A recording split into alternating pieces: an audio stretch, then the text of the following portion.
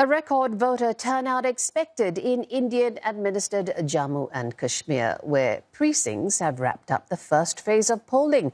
Reports indicate turnout passed the 50% mark around 3 hours before polls even closed. It is the first provincial election in the Himalayan region in a decade, with 9 million able to cast their vote for the 90-seat legislature.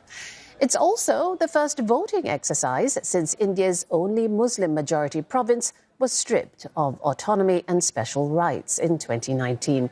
And the region is not particularly known for high voter participation, mostly due to fears of violence from militants and separatist groups.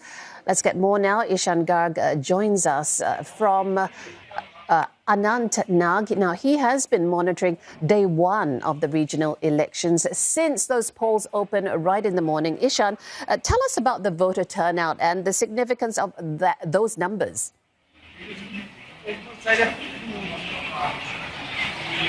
Well, we are looking at the possibility of having record voter turnout.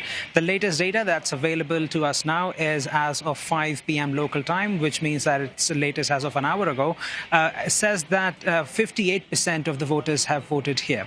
Now, the last time voting was held in Kashmir region, that was during the general elections just a few months ago. And at that point, just about 50% of the voters had voted, which means that this is already an unprecedented number, at least in the past 4 decades.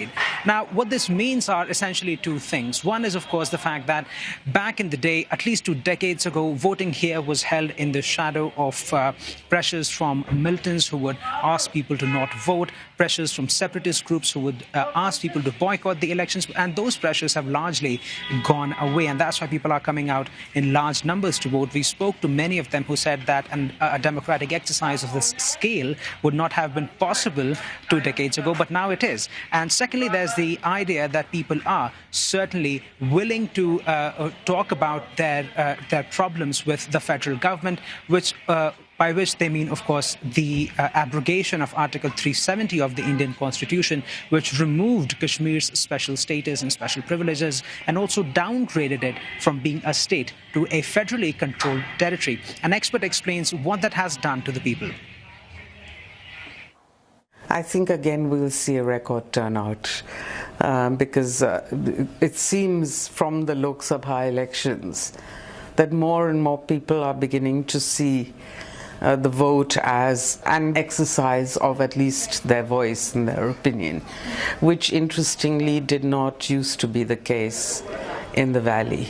Your local issues, whether they are, the poor quality of roads or rising electricity costs or endless land grab claims and so on, that you will be able to bring those up. And we should never underplay accessibility. It's a fundamental core of democratic functioning. But above and beyond that, there are going to be issues such as the restoration of statehood, which has long been promised but hasn't happened. Ishan, we just heard there that people are indeed focusing on accessibility of basic needs as well as statehood, but you mentioned pressure. They have also suffered through unrest and violence. How will the election address these issues?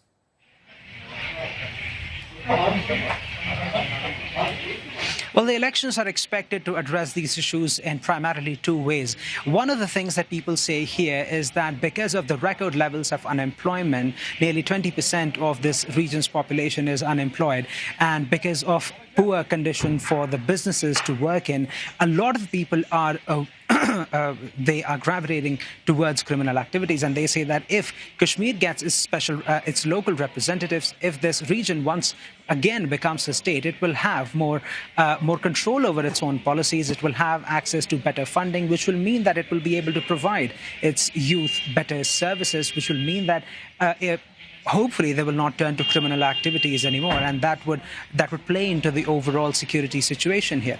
The second thing that local people here and experts as well tell us that this is going to build a lot of bridges between the local population here and New Delhi, because there is a bit of a trust deficit, because many people here say that there are oftentimes diktats imposed on them by the federal government, and that's something they don't like. And building those bridges once again, shortening that trust deficit is again going to go a long way in terms of improving the security situation here. And experts say that that's got a role to play as well in terms of making the overall situation here better, particularly the security situation, which is worsening now, not in the Kashmir Valley, but in other parts of the Jammu and Kashmir region. We see a rising trend of armed attacks, and we've seen the revival of militancy, cross-border infiltration and attacks on security forces in regions that had actually become very peaceful and had been peaceful for close to maybe a decade even. All right, our thanks to Ishan Garg, who reported live from the morning in Anantnag.